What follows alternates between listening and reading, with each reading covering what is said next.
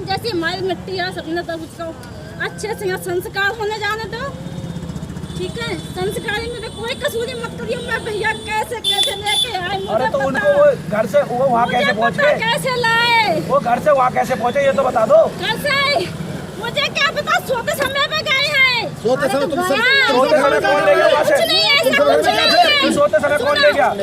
चिंता मत करो, सब पुलिस है, पुलिस ईंट से बजाय खुलवा दूंगा। ये मुकदमा खुल गया रहेगा और कल शाम तक खुलेगा मुकदमा। ये नहीं ये बताओ, घर से बंदा ले कौन गया उनको, ये बताओ।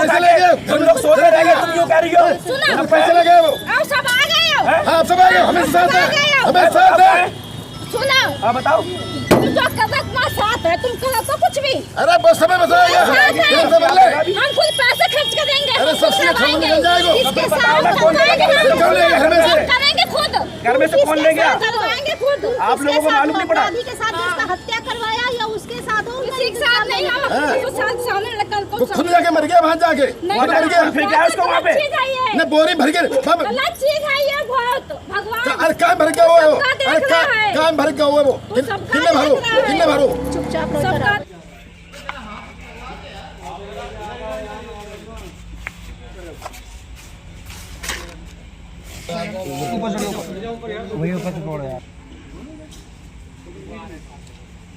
क्या मामला था, आखिर क्या मर्जिश थी, किसकी साजिश थी, किस तहत मारा गया, इसी जानकारी के लिए पहुंचे हैं। फिलहाल जो है आगरा से बॉडी निकल चुकी है, दिल्ली के लिए रवाना हुई है। 7 बजे का समय था, 9 बज गया और अभी तक जो है कहीं भी बॉडी का पता नहीं है। हाकिम सिंह बहुत बहुत स्वागत है। क्या मामला है, क्या आप लोग की टीम यहाँ खड़ी है, क्या बात हो गई? बात ये है, मैं हाकिम सिंह पटेल, राष्ट्रीय अध्यक्ष राष्ट्रीय दिव्यांग सेना से, और नन्हेलाल शर्मा जो हैं वो हमारे राष्ट्रीय दिव्यांग के राष्ट्रीय महासचिव थे, वो आज हमारे बीच में नहीं है। ये 17 तारीख की रात को ये रानी के यहाँ थे, रानी के यहाँ से ये गायब होने के बाद इन लोगों ने, किसी ने भी हमें कहीं पर भी किसी राष्ट्रीय अध्यक्ष से लेके और कार्यकर्ता तक किसी को इस चीज़ की जानकारी नहीं दी कि ऐसा हो चुका है। जब ये चीज़ ये लोगों ने बताया, जब मुझे आज पता लगी सुबह, किसी एडवोकेट का फ़ोन आया मेरे बेटे के पास, अमित उर्फ भीमा के पास, तो उसे ने मुझे बताया कि ऐसे से चाचा हो गया।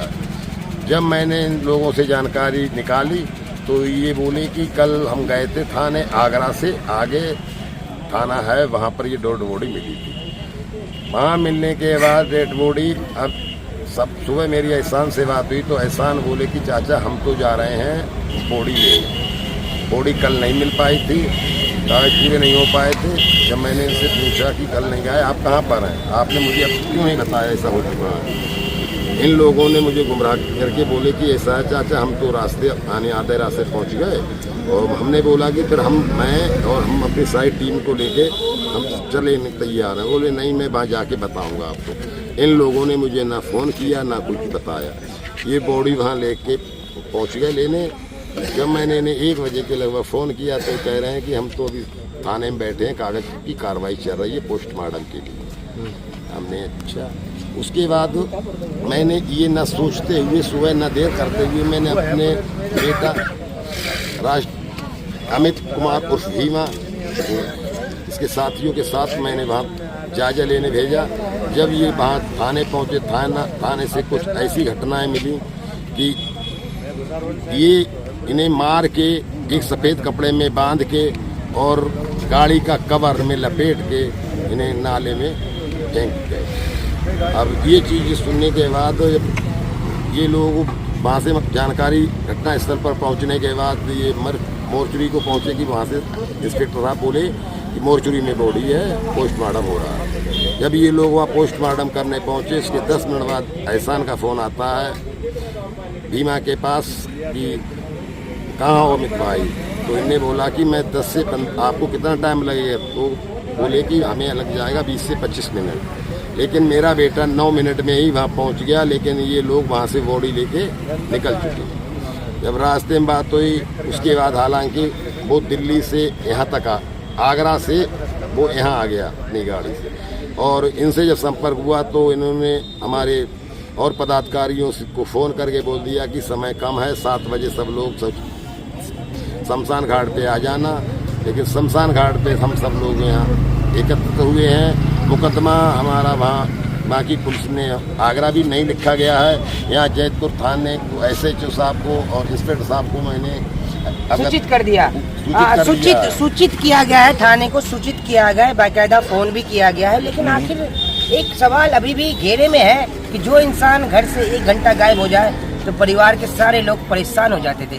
लेकिन 17 तारीख से लेकर 19 तारीख तक बंदा गायब है।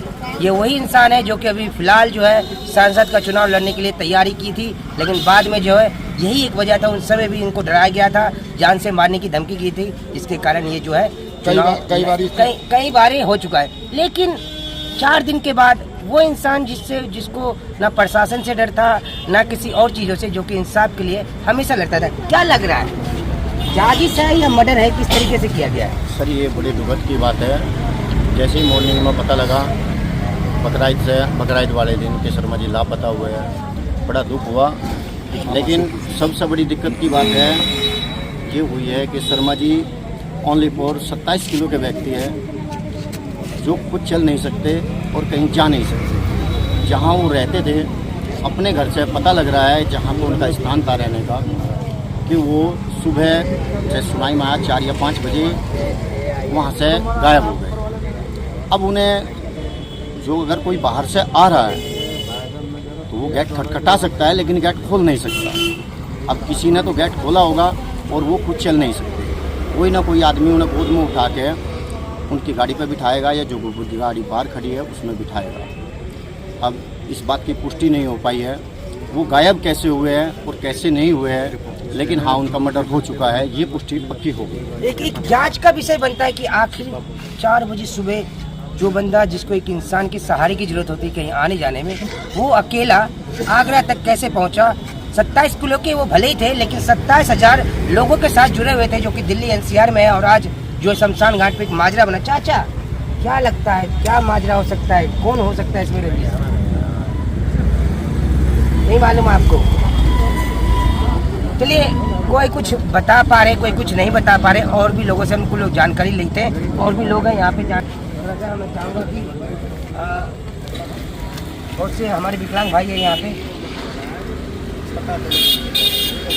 क्या बात हुई, आज आप लोग यहाँ पे क्यों आए हुए? मैं तो अभी कुछ 2-3 घंटे पहले हमें सूचना मिली कि ऐसे इसने मर्डर कर दिया। क्या लगता है किसकी संजिश हो सकती है? इसमें तो बहुत बड़ी साजिश है और मुझे लगता है इनके कोई परिवार की वजह से ही कोई आपसी रंजिश है। परिवार के लोगों से ही। आपका क्या कहना है, आप क्या कहना चाहेंगे? परिवार की साजिश लगती है हमारे को। परिवार की साजिश है। हाँ, परिवार की साजिश लगती है हमारे को। परिवार की साजिश है, परिवार की चीज आई है। हमारे साथ युवा के अध्यक्ष अमित जी है। अमित जी, सुबह जैसे सूचना आपको मिली आप गए, क्या लगा, क्या माजरा लगा, मर्डर लगा, सुसाइड लगा, क्या ऐसा लगा? भैया ये 101% प्लानिंग करके बंदे को मारा गया है, मर्डर है। जो बंदा दिल्ली में रहता है और यहाँ से 200 किलोमीटर जाके इसकी डेड बॉडी मिलती है, वो भी एक कपड़े में बांध के, और जो भी एक गाड़ी का कवर है जो नीला उसमें लपेट के फेंकी हुई एक नाले से, वो भी नाला सूखा हुआ। तो आप जान सकते हो कि जिसको वहाँ बांध के फेंका जाएगा तो कोई ये तो है नहीं कि अपनी मौत मरा है, मर्डर ही है। जैसी किसी का कोई दुश्मनी, आपस दुश्मनी, भेदभाव कुछ ऐसा? ये तो प्रशासन इसकी जांच करेगा, उसके बाद ही पता चलेगा इसमें क्या है क्या नहीं है, किसकी साजिश है, कौन इसमें मिला हुआ है, किसने ऐसा किया है।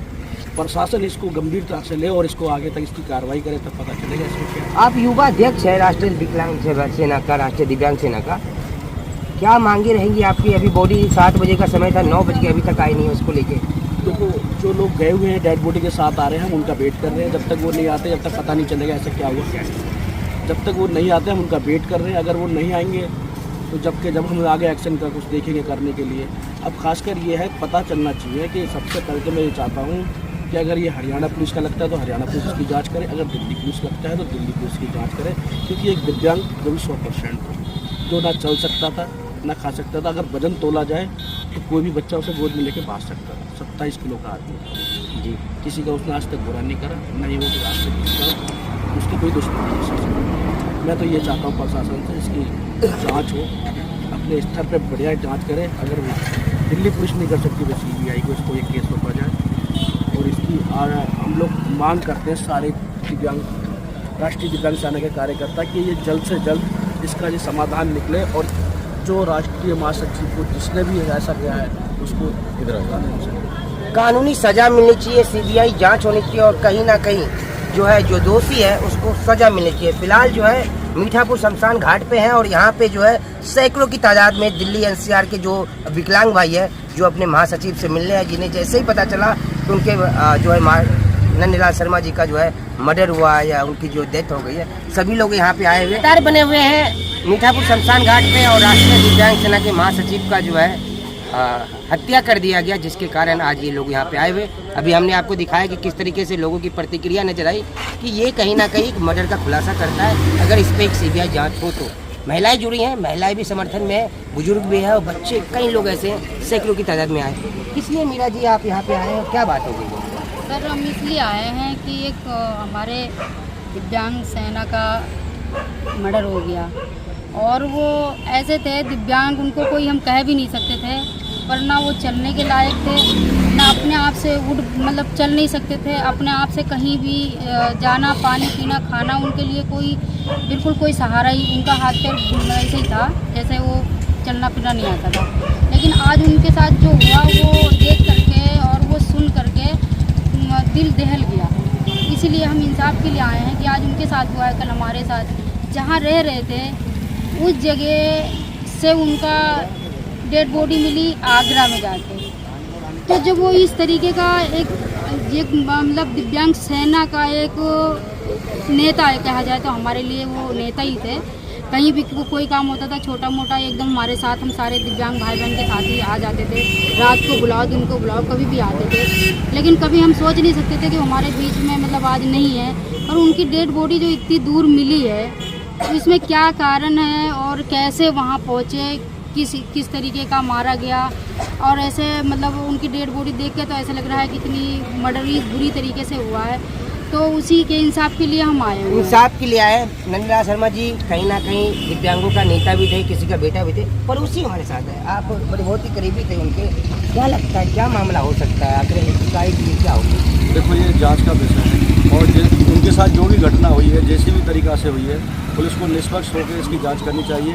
और सारे दिव्यांग जितने भी राष्ट्रीय दिव्यांग सेना के जितने भी पदाधिकारी आए हुए हैं और सभी यही उम्मीद करते हैं कि हमारे जो मसीहा थे उनको न्याय मिले और जो भी दोषी हो उसको सजा मिले। आपको कब पता चला मैम कि आप फिर आप भगते हुए हैं, कैसे जानते थे? मैं एक समाज सेविका हूँ, कई बार मेरे प्रोग्राम में आए, मैं एक संस्था चलाती हूँ और कभी अगर मैं यहाँ नहीं रहती थी उन्हें फ़ोन भी करती थी कि भैया देखना ये यहाँ इसमें कोई प्रॉब्लम है, तो वो आके खड़े होते थे। आज मुझे हाकिम चाचा का फ़ोन आया कि बेटा ऐसे ऐसे बात है, नंदी शर्मा नहीं रहे। फिर मैंने पूछा कि चाचा कहाँ, तो कह रहे बेटा ये हरियाणा वहाँ आगरा में इनकी बॉडी मिली है। जो इंसान की चल नहीं सकता, फिर नहीं सकता, कोई उठा के गोद में ले जा करके उनको बिठाते हैं। कई बार आए तो उनके भतीजे मेरे घर में उनको लेके आया, वो इंसान की बॉडी आगरा कैसे पहुंच जाएगी जी?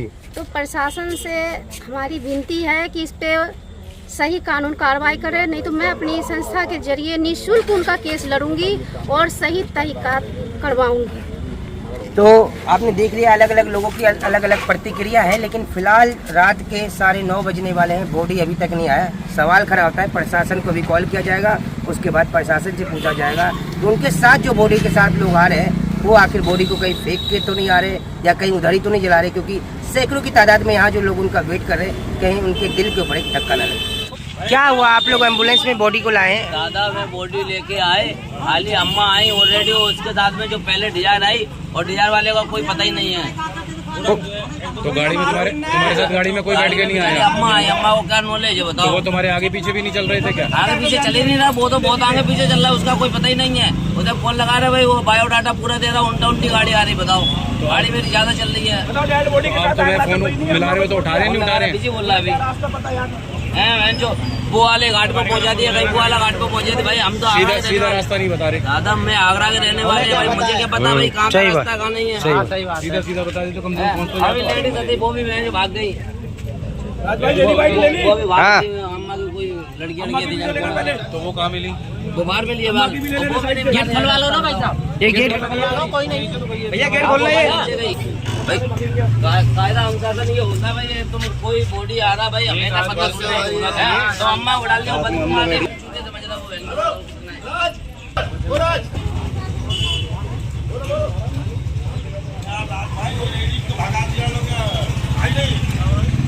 बोली अभी आ रही हूँ, बोली आ रही हूँ अभी।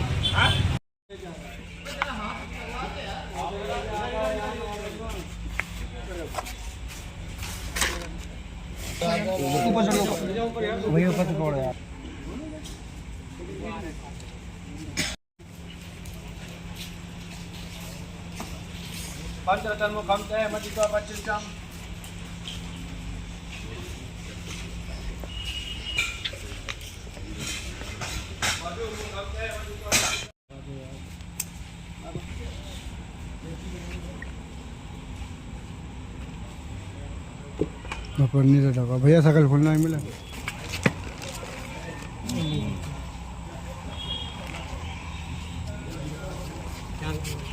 सुनो इसको कवर ही रहने दो, कवर रहने दो, हाँ डाल दो।